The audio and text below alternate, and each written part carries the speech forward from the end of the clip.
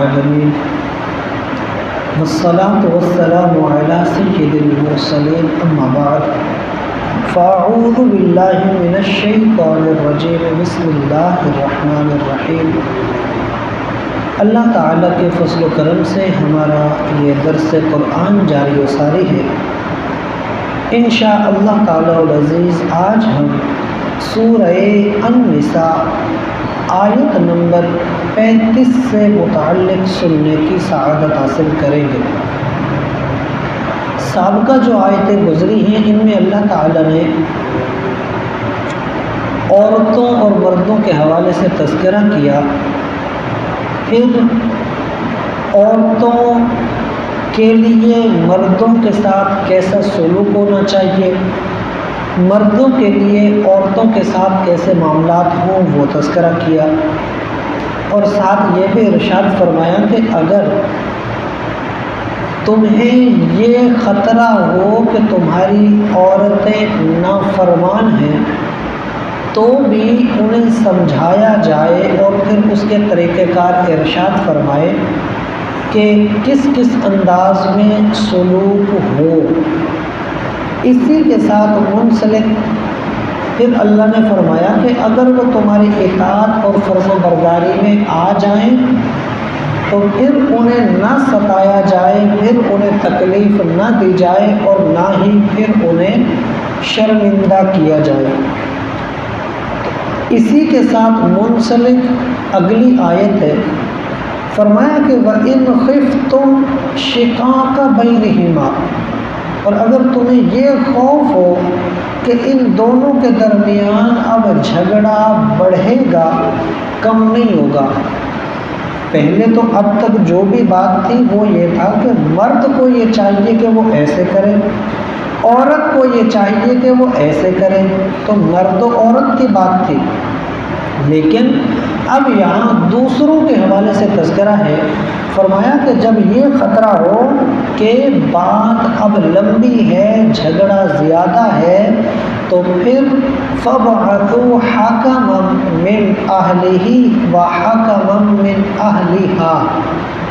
پھر یہ کرنا چاہیے کہ ایک بندہ بڑا بناؤ مرد کی طرف سے اور ایک بندہ بڑا بناؤ عورت کی طرف سے، یعنی ایک اس طرف سے آئے ایک اس طرف سے آئے، اور ان دونوں کو چاہیے کہ وہ دونوں ان کے درمیان میں صلح کروائیں اور دونوں کو سمجھائیں۔ فرمایا یریدا، وہ دونوں اس بات کی کوشش کریں کہ اصلاحاً، دونوں کی اصلاح کریں، دونوں کو سمجھائیں، اچھا کیا ہے برا کیا ہے ان دونوں کو سمجھائیں، کس کو نرمی کرنی چاہیے، کس کو کس طرح سے بات سمجھنی چاہیے، یہ دونوں کو سمجھائیں۔ مرد کو یہ بھی سمجھایا جائے کہ تم صبر سے کام لو، تم نرمی سے کام لو، عورت کو یہ سمجھایا جائے کہ تم صبر سے کام لو، تم نرمی سے کام لو، تم برداشت سے کام لو، اور اس طرح سے بھرپور کوشش کریں کہ دونوں کے درمیان صلح ہو جائے۔ اور فرمایا یوفق اللہ بینہما، اللہ ان دونوں کے درمیان کوئی نہ کوئی موافقت بنا دے گا، کوئی نہ کوئی ذریعہ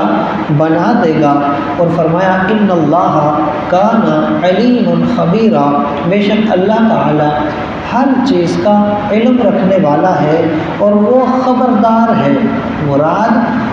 ان کے درمیان میں کیوں خرابی آئی، اللہ اس بات کا علم رکھتا ہے، اور ان دونوں میں کس نے کیا کیا غلطیاں کی اللہ اس سے بھی خبردار ہے۔ اور دوسری چیز جو اس آیت سے پتہ چلی وہ یہ ہوتی ہے کہ ہمارے معاشرے میں، ہماری زندگیوں میں، میاں بیوی کے معاملات میں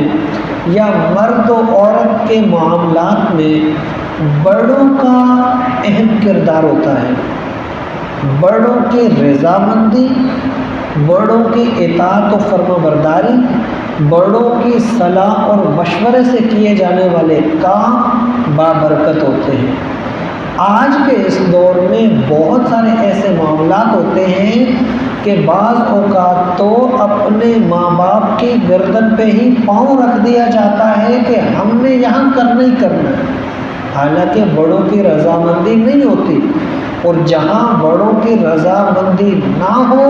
اور لڑکا لڑکی مرد عورت کے اپنی منمانی ہو، وہاں اکثر اوقات برکتیں نہیں رہتی، وہاں پر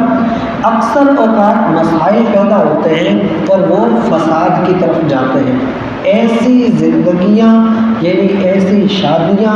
اکثر اوقات ناکام ہوتی ہیں، اور پھر ہوتا کیا ہے، کچھ وقت تک چلے گا،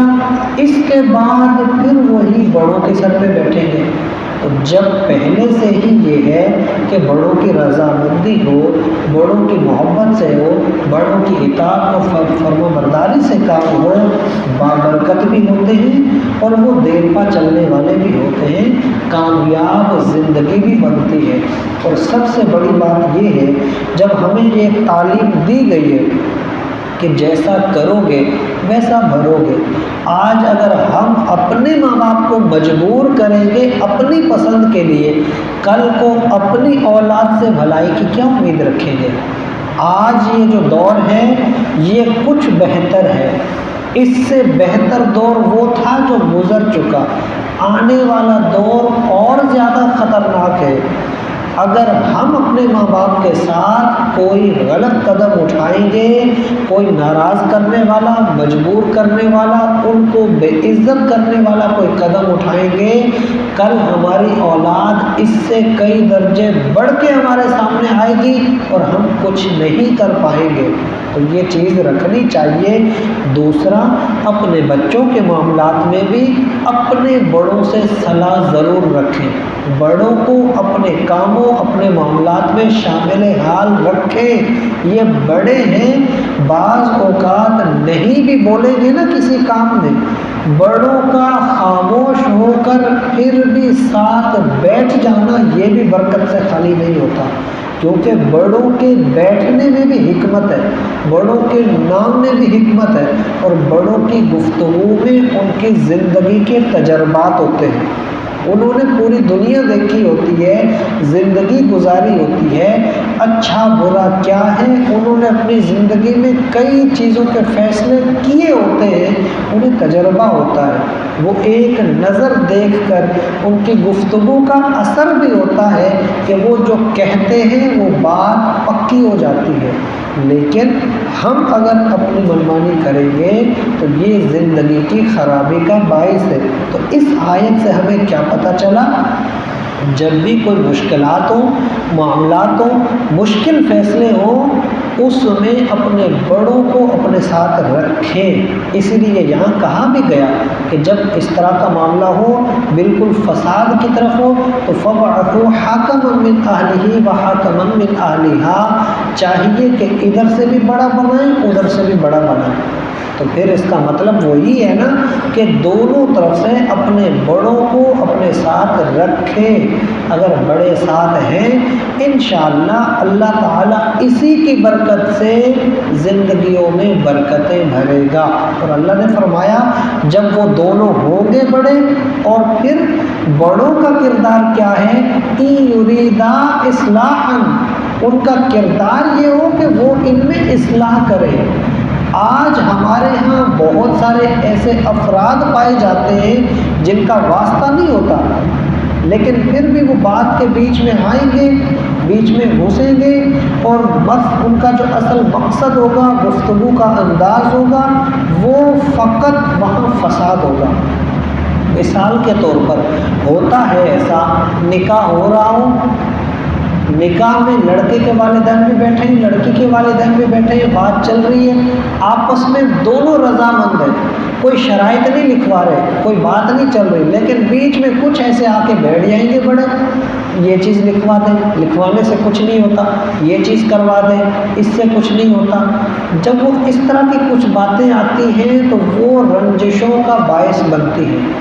دونوں طرف رضامندی تھی، لیکن وہ بیچ میں کوئی نہ کوئی بیج بو کے پھر نکل جاتے ہیں، ان کا کوئی واسطہ نہیں ہوتا۔ بہت سارے ایسے بھی ہوتے ہیں کہ میاں بیوی میں تھوڑی سی چپکلش ہوئی نہیں، تھوڑی سی بات ہوئی نہیں، دونوں کے والدین کو پتہ چلے گا، دونوں کے والدین آپس میں چاہ رہے ہیں کہ صلح ہو جائے، لڑکے کے ماں باپ کہہ رہے ہوں گے کہ بہو کو لے آنا چاہیے، جانا چاہیے، ہم معافی تلافی کر لیں۔ لڑکی کے والدین بھی چاہ رہے ہوں گے کہ ہمیں چلے جانا چاہیے، ہماری بچی ہے، ہمیں وہاں پر جھک جانا چاہیے، لیکن بیچ میں دوسرے آتے، ادھر جا کے گرمائیں گے، ادھر جا کے گرمائیں گے، آج تمہاری بچی کے ساتھ یہ کیا، کل کو پتہ نہیں کیا کریں گے، ادھر جا کے بولیں گے آج یہ بہو 8 دن ہوئے نہیں یہاں پہ آئی ہے، اب بھی سے یہ لڑکا تمہارا اس کی طرف، اب بھی سے یہ باتیں ہونے لگ گئی، بعد میں پتہ نہیں کیا ہوگا، ایسے کر کرا کے بیچ میں نفرت بڑھتے ہیں۔ تو بڑوں کے کردار کو بھی یہ دیکھنا چاہیے۔ اللہ نے کیا فرمایا کہ بڑوں کو چاہیے ان یریدا اصلاحا، وہ اصلاح کریں، بات کو ختم کریں، وہ بات کو سمجھائیں اور بیچ میں راہ نکالیں کہ دونوں کو ملایا جائے۔ جب بڑوں کے اندر یہ چیزیں آئیں گی تو پھر ہے کہ یوفق اللہ بینہما، اللہ پھر ان کے درمیان موافقت بنائے گا، ان کے درمیان اتحاد بنائے گا، ان کے درمیان اتفاق بنائے گا۔ ہمارے اکثر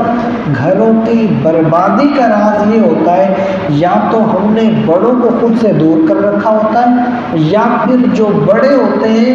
انہوں نے جو شرعی تقاضے ہیں یا جو دونوں کے حقوق کے معاملات ہیں یا جو اصلاح کے معاملات ہیں اس کو چھوڑ کر اپنی اپنی کے چکر میں پڑتے ہیں، تو وہ کہیں نہ کہیں جا کے